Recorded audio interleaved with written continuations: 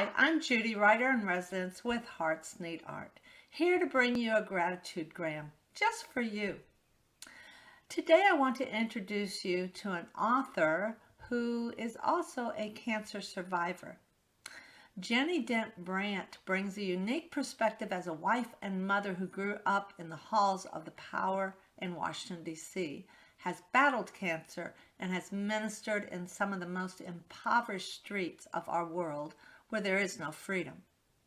Her career started early in life as a fashion model, but quickly changed to serving on the front lines of our culture as a counselor, teacher, wellness advocate, and adjunct professor for 32 years. The wisdom Ginny has gained from her background and her cancer will challenge and inform any audience. Her second book, which was written after her journey with aggressive breast cancer, Unleash Your God-Given Healing, 8 Steps to Prevent and Survive Cancer, was published in May 2020. This book outlines the 8 steps Ginny implemented to help her doctors beat her cancer and restore her body after cancer treatments. Ginny is vibrant and healthy today, and I'll have her cancer prevention blog below in my show notes. And stick around to the very end to get a writing prompt from Ginny. So, let me introduce you to Ginny Dent Brant.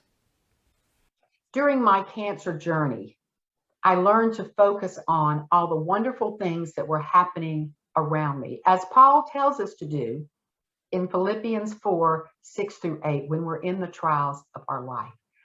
And the one person that overall was critical in helping me through the journey was definitely my husband, Alton.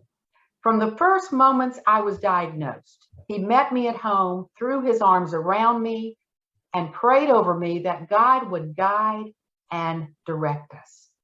It was not an easy journey. Then, when a breast cancer journey brings things with it that no woman or her spouse wants, altering of personal parts of your body, the loss of every hair on my head, every morning when I would wake up and I would avoid the mirror, I was nothing but scars and stitches and bald, and I would avoid the mirror, and my husband would look at me with a smile on his face and he'd say, "Honey, you're still the most beautiful woman east of the Mississippi River." That unconditional love was important in helping me to heal.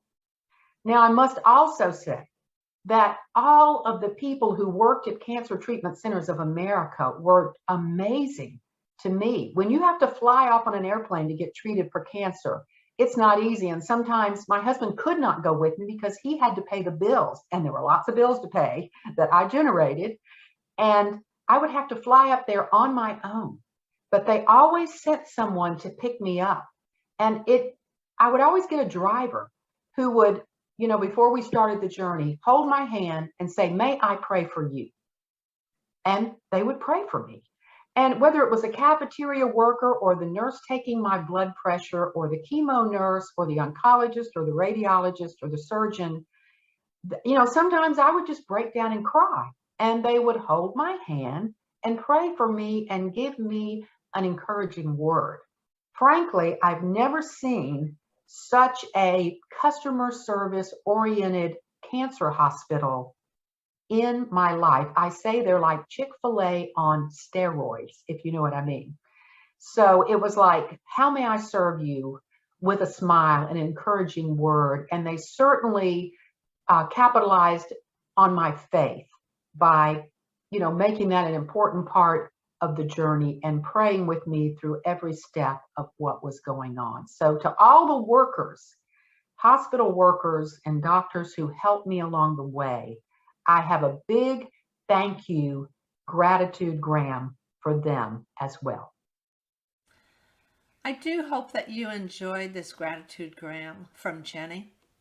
It was given from the heart, and she truly, after talking with her, she truly has a deep heart of thank you for all caregivers, wherever you are.